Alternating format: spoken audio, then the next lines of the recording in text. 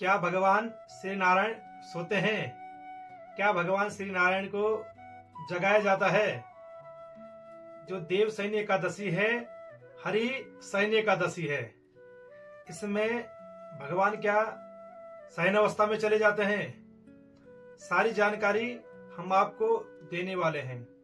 सबसे पहले मेरा आप सभी को प्रणाम। आप सभी का हमारे माँ राजराजेश्वरी ज्योतिष केंद्र में आप सभी का स्वागत है। प्रिय साधकों, जो यह आने वाली 25 जुलाई को देवशयनी एकादशी है,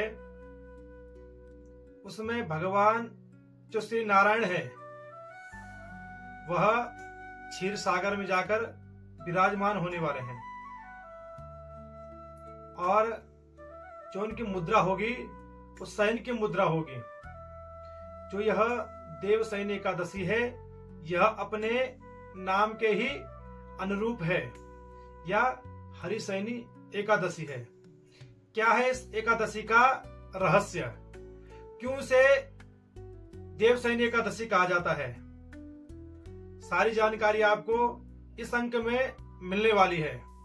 जानकारी तभी प्राप्त कर पाएंगे आप जब आप पूरा अंक देखते हो।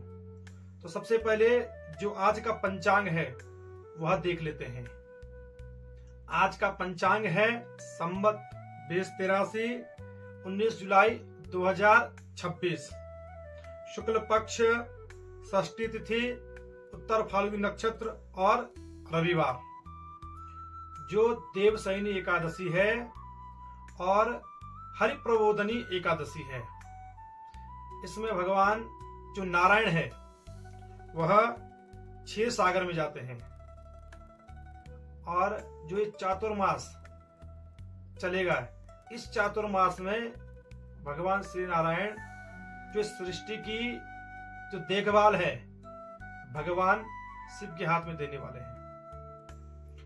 अब इस चतुर्मास में क्या होता है, सबसे पहले समझिए।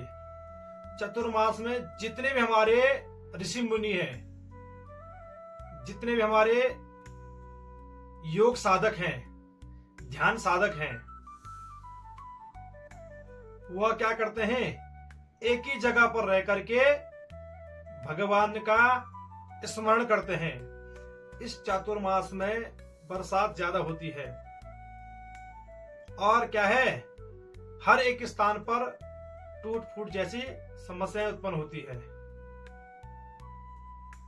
कहने का भाव यही है, जितने भी ऋषिगण हैं जो भगवान श्री नारायण की आराधना करते हैं, वह एक स्थान पर रहकर भगवान का भजन करते हैं। अब दूसरा जो सवाल है हमारा, जब भगवान श्री भोलेनाथ इस संसार की देखभाल करते हैं, इसमें क्या होता है? जो ये चतुर्मास है, इस चतुर्मास में भगवान अपने भक्तों की परीक्षा भी लेते हैं, उनको आशीर्वाद भी देते हैं और दुष्टों को दंड भी देते हैं। भगवान भोलेनाथ के पास सारा लेखा जोखा होता है और इस चतुर्मास में वह दुष्टों को दंड देते हैं। आपने देखा होगा, जो यह कुछ समय से ये त्रासदी आ रही है, ये जितनी दैवीय आपदाएं आ रही है, ये किस कारण से आ रही है? जितने भी हमारे द्वारा किए गए ये दुष्कर्म हैं, पाप हैं, अत्याचार हैं, इनके कारण यह दैवीय आपदा आ रही है। आपने कुछ समय पहले की बात है, भगवान अमरनाथ की यात्रा हुई थी। बताया जा रहा है उसमें कि 4-5 दिन में जो शिवलिंग है वह पिघल गया। तो कहीं ना कहीं जो हमारे दुष्कर्म है, हमारे जो पाप हैं, इससे भगवान भी क्रोधित हो रहे हैं और हमें इन दुष्कर्मों से, इन पापों से बचना है। जितने भी साधक हमारा अंक देखते हैं, आप अपने घर पर या अपने जानने वालों को प्रेरित कर सकते हैं। आपने देखा होगा हम लोग घूमने जाते हैं, वहीं पर कूड़ा कचरा फैला देते हैं, प्रकृति को प्रदूषित करते हैं, दूषित करते हैं। और प्रकृति को स्वच्छ रखना, साफ रखना हम सभी का कार्य है। नहीं तो फिर ऐसी कई देवी आपदा आएंगी जिनको हम संभाल भी नहीं पाएंगे और बाद में कहते हैं प्रकृति हमारे साथ ऐसा क्यों कर रही है।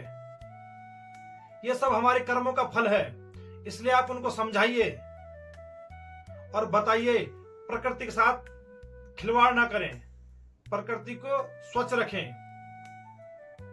और जो दुराचारी है उनको क्या समझाया जा सकता है, क्योंकि वो कलयुग से क्या है, दूषित हो रखे हैं। पाप अधर्म करना उनका कार्य हो रखा है। इस पाप से बचिए, इस अधर्म से बचिए और प्रकृति का जो संतुलन है उसको बनाए रखिए। तो चलिए अपने टॉपिक की तरफ आते हैं। जो भगवान श्री नारायण है वह क्षीर सागर में विराजमान करते हैं और देवउठनी एकादशी तक, जो ये चतुर्मास चलता है, देवउठनी एकादशी तक भगवान शिव इसका संरक्षण करते हैं। आप 4 महीने एक ही जगह, आपको कहीं जाने की आवश्यकता नहीं है। आप अपने जहां पर हैं, आप अपने स्थान पर रहिए और भगवान का स्मरण करिए।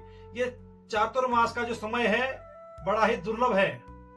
भगवान श्री की हरि की आराधना आप इस समय कर सकते हैं। भगवान श्री नारायण कहता है जो इस चतुर्मास में मेरी आराधना एक ही स्थान पर करेगा उसको मैं बैकुंठ धाम की प्राप्ति करवाऊंगा।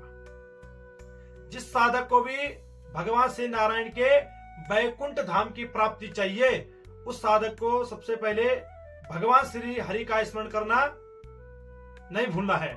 ऐसा नहीं कि भगवान श्री नारायण क्षीर सागर में विराजमान हो गए हैं, हमने भगवान का स्मरण नहीं करना है। जो भगवान का स्मरण करते हैं, जो साधक भगवान श्री नारायण की पूजा करते हैं, वह इस चतुर्मास में एक ही जगह रहकर भगवान की आराधना करने का उनके पास बड़ा दिव्य अवसर है। और जिस साधक ने भगवान को भजा होगा, स्मरण किया होगा, भगवान उसे वैकुंठ धाम की प्राप्ति करवाते हैं, अपने सन्निकट ले जाते हैं। जो साधक भगवान श्री नारायण के सन्निकट जाना चाहता है वह इस चतुर्मास में भगवान श्री हरि की आराधना करना मत भूलना। मैंने ऐसा नहीं कहा है कि आप किसी भी देवी देवता की पूजा मत करो, सभी देवी देवताओं की पूजा करो, लेकिन भगवान हरि की आराधना करनी भी जरूरी है। क्योंकि जैसे एक वृक्ष होता है ना, उस वृक्ष के जो मूल होती है वो जड़ होती है, ऐसे ही जो हमारा सनातन धर्म है, हमारे सनातन धर्म का जो मूल है वह भगवान श्री नारायण है। तो भगवान श्री नारायण का स्मरण जरूर करिए। जो यह चतुर्मास का समय होता है, इस चतुर्मास में आपने ब्रह्मचर्य का पालन करना है और निरंतर ओम नमो भगवते वासुदेवाय का जाप करना है। जो यह पौराणिक समय था, पौराणिक समय में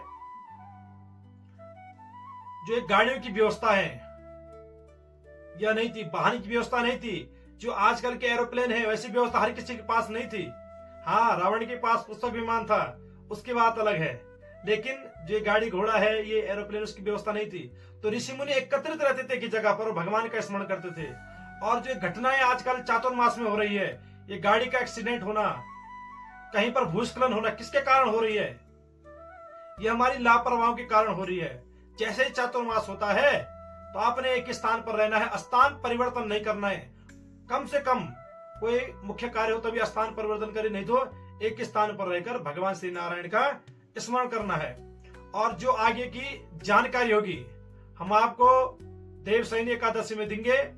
यह बताने के लिए था आपने देवशयनी एकादशी में क्या क्या करना है, और मैं आपको उसमें उपाय बताऊंगा, तो वह उपाय भी आप उसमें सुन लेना। तो चलते हैं, भगवान श्री नारायण से जुड़ते हैं, उनका आशीर्वाद प्राप्त करते हैं।